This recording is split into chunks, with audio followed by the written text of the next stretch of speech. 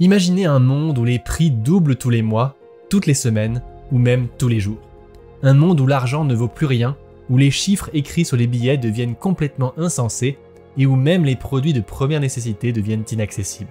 Ce monde, c'est celui de l'hyperinflation, un phénomène qui a fait des ravages dans de nombreux pays tout au long de l'histoire, provoquant de graves bouleversements économiques et sociaux.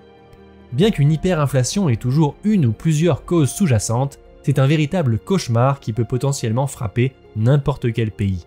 De l'hyperinflation allemande des années 1920, où une miche de pain pouvait coûter des milliards de marks allemands, aux épisodes hyperinflationnistes plus récents au Zimbabwe et au Venezuela, où des billets de banque de plusieurs milliers de milliards de dollars sont devenus pratiquement sans valeur, l'hyperinflation a eu un impact dévastateur sur d'innombrables vies. Mais que se passe-t-il lors d'une hyperinflation ? Dans les prochaines minutes, explorons ensemble 10 choses étonnantes qui se produisent pendant une hyperinflation et intéressons-nous à quelques-uns des événements hyperinflationnistes les plus choquants de l'histoire. Alors attachez votre ceinture et préparez-vous à un tour de montagne russe à travers les désastres économiques les plus fous que l'humanité ait jamais connus. Mais avant ça, permettez-moi de vous souhaiter la bienvenue sur la chaîne Money Files.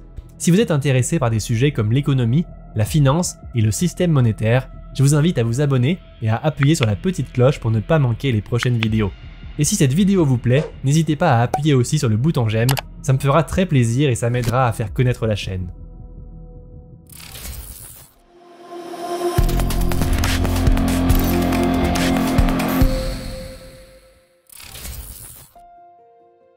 La première particularité de l'hyperinflation, c'est qu'elle arrive d'abord lentement, puis très rapidement.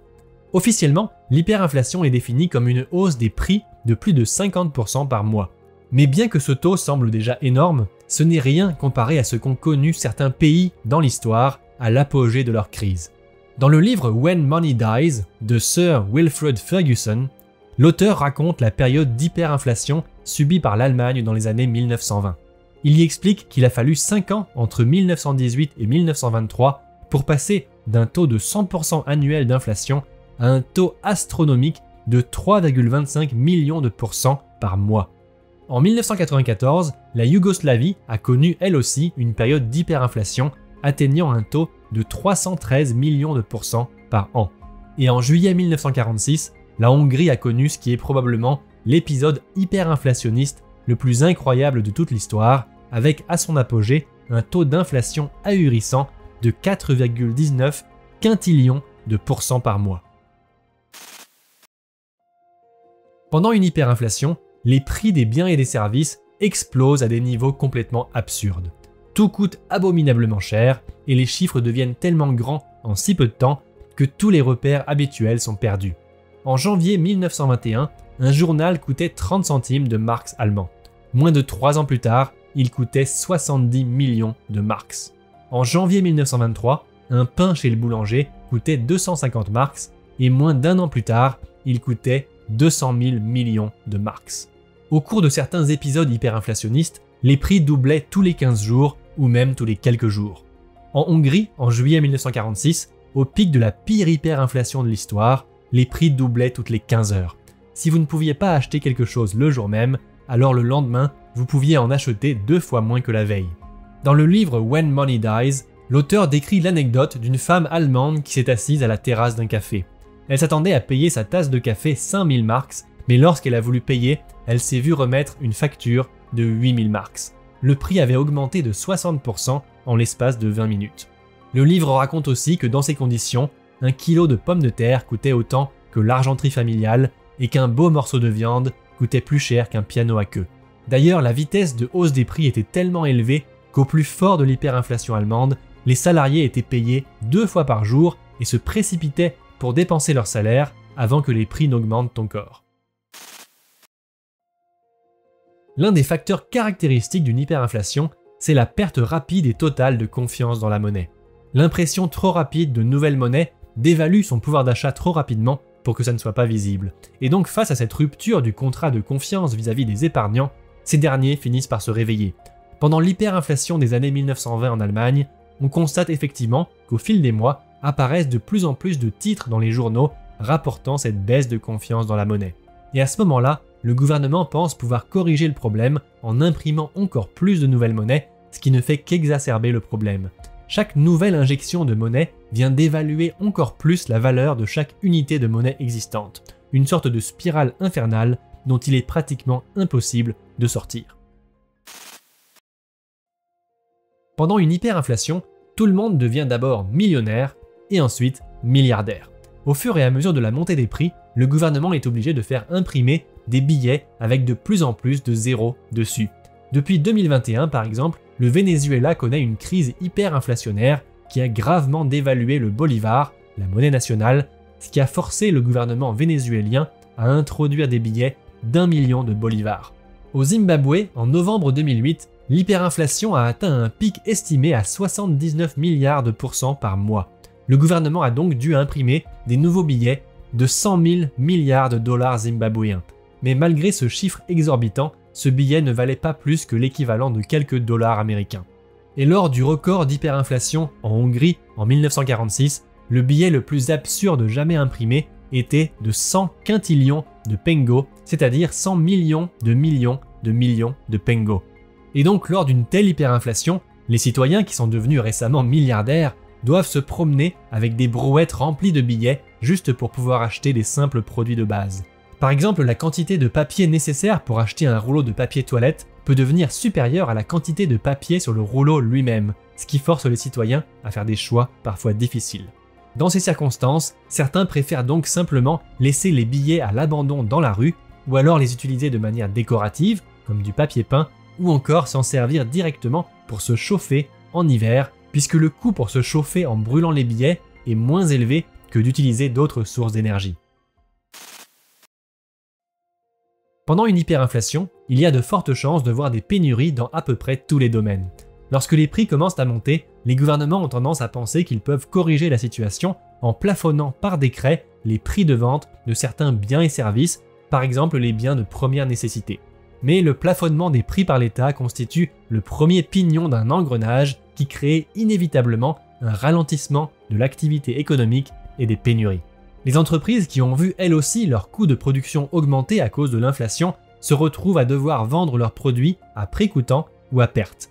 Elles n'ont plus la possibilité de faire un profit, et n'ayant donc plus aucune incitation économique à vendre, elles sont forcées de baisser leur production et de se délester d'une partie de leur masse salariale simplement pour ne pas faire faillite, causant donc une augmentation du chômage et des pénuries de biens et de services. Et c'est ainsi qu'en voulant être des pompiers, les gouvernements se transforment parfois en pyromanes.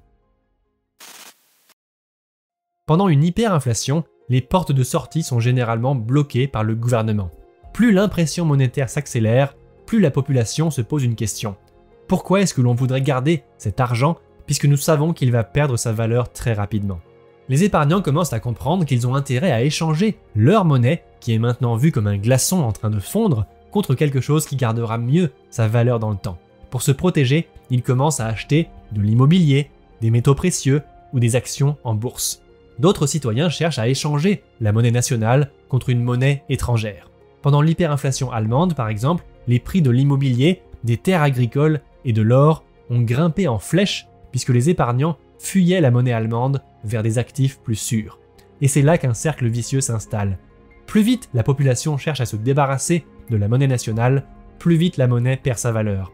Et plus elle perd vite sa valeur, plus la population cherche à s'en débarrasser. Et donc pour ralentir ce cercle vicieux, les gouvernements tentent généralement de mettre en place des mécanismes de contrôle des capitaux.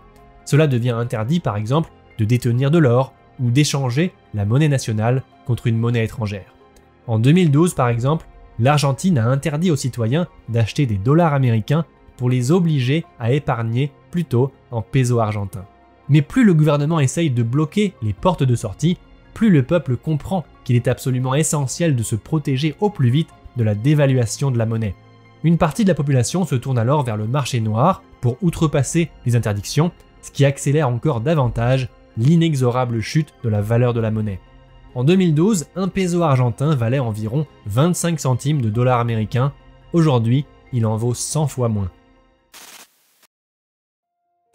Malheureusement, lors d'une hyperinflation, tous ceux qui ne trouvent pas un moyen de se protéger se trouvent inévitablement ruinés.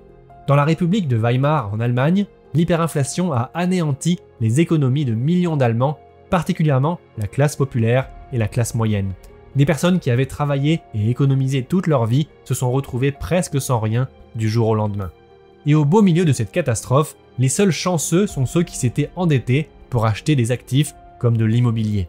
Ces quelques chanceux se retrouvent ensuite à pouvoir rembourser leurs dettes en monnaie dévaluée et sont donc quelque peu protégés de la dévaluation de la monnaie. Pendant une hyperinflation, l'économie du pays est rapidement réduite à néant. Puisque la monnaie perd sa valeur très vite, il est difficile pour les entreprises de se projeter dans l'avenir. Les banques, elles, ne veulent plus prêter de l'argent et les taux d'intérêt explosent. Les investissements et la consommation diminuent, ce qui peut créer un cercle vicieux où le déclin économique engendre davantage d'impression monétaire pour stimuler l'économie, ce qui entraîne encore plus de déclin économique. Et alors que le taux de chômage augmente, les travailleurs et les entrepreneurs les plus productifs quittent le pays pour s'installer ailleurs en quête de meilleures opportunités, ce qui contribue encore plus à exacerber les problèmes économiques et sociaux causés par l'hyperinflation. Par exemple, pendant l'hyperinflation au Zimbabwe, avec un taux de chômage dépassant les 70%, les activités économiques se sont pratiquement arrêtées et l'économie nationale s'est transformée en une économie de troc. Lors d'une hyperinflation, les comportements humains changent, le plus souvent par raison de nécessité. Alors que les structures sociales s'effondrent, chaque entreprise, chaque famille et chaque individu sont forcés de prendre des décisions parfois drastiques. Certaines personnes ont recours à des moyens inhabituels comme le troc pour survivre. Par exemple, en Allemagne, une femme aurait échangé une machine à coudre contre un seul œuf. Imaginez l'horreur de devoir échanger tout ce que vous avez, tout ce pourquoi vous avez travaillé toute votre vie, juste pour survivre un jour de plus. Adam Ferguson raconte dans son livre qu'en période d'hyperinflation, la prostitution était préférable au fait de perdre un enfant, le vol était préférable à la famine, la chaleur était préférable à l'honneur, le fait de posséder des vêtements était préférable au fait d'être en démocratie et le fait d'avoir de la nourriture était préférable à la liberté. En fin de compte, l'hyperinflation a eu un impact psychologique profond sur la population allemande. Nombreux sont ceux qui ont ressenti un sentiment de désespoir et d'impuissance et certains ont même eu recours au suicide. Pendant une hyperinflation, il survient aussi un moment où la grogne finit par monter. À mesure que la situation empire, la population est de plus en plus frustrée et désespérée, ce qui peut entraîner des protestations, des émeutes et des violences.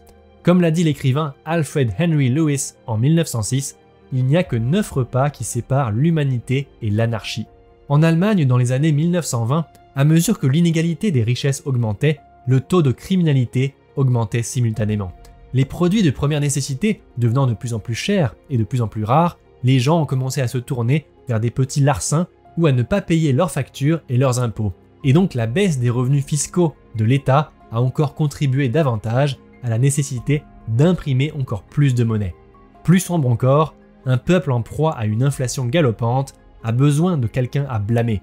Selon les situations, on pointe alors le doigt vers une autre classe sociale, un autre parti politique, un pays voisin, ou encore vers une autre race ou une autre religion. Et c'est ainsi que le chaos économique créé par l'hyperinflation a contribué au cours de l'histoire à la montée de mouvements politiques extrémistes comme le parti nazi en Allemagne. La population, cherchant désespérément des solutions à ces problèmes, s'est tournée vers des idéologies radicales avec les conséquences catastrophiques qui sont désormais ancrées dans nos mémoires. Au terme de notre petit voyage dans le monde de l'hyperinflation, nous avons pu constater qu'il s'agit d'un cercle vicieux infernal qui se termine par la destruction complète de la monnaie avec des conséquences catastrophiques pour les structures sociétales. Et au centre de ce cercle vicieux hyperinflationnaire se trouve le trifacteur des déficits budgétaires, de la dette et de la création monétaire. L'histoire reste un puissant rappel de la fragilité de nos économies et de l'importance de politiques économiques et monétaires responsables. Et ce n'est qu'en se souvenant du passé et en l'explorant régulièrement que nous pouvons espérer un avenir plus stable et plus prospère pour nous-mêmes et pour les générations futures. Alors que beaucoup de pays luttent en ce moment contre une inflation élevée, il est important de veiller à ce que les erreurs qui ont déclenché des crises hyperinflationnaires dans le passé ne soient pas répétées dans le futur. Et les histoires que nous avons explorées aujourd'hui peuvent nous servir d'avertissement quant aux conséquences catastrophiques qui peuvent résulter de dépenses publiques incontrôlées et de l'impression monétaire incontrôlée. Je vous remercie grandement de m'avoir suivi pour ce petit voyage dans le passé. Si la vidéo vous a plu, N'hésitez pas à appuyer sur le bouton j'aime, à vous abonner et à appuyer sur la petite cloche pour ne pas manquer les prochaines vidéos. En attendant, je vous dis à très bientôt pour de nouvelles aventures.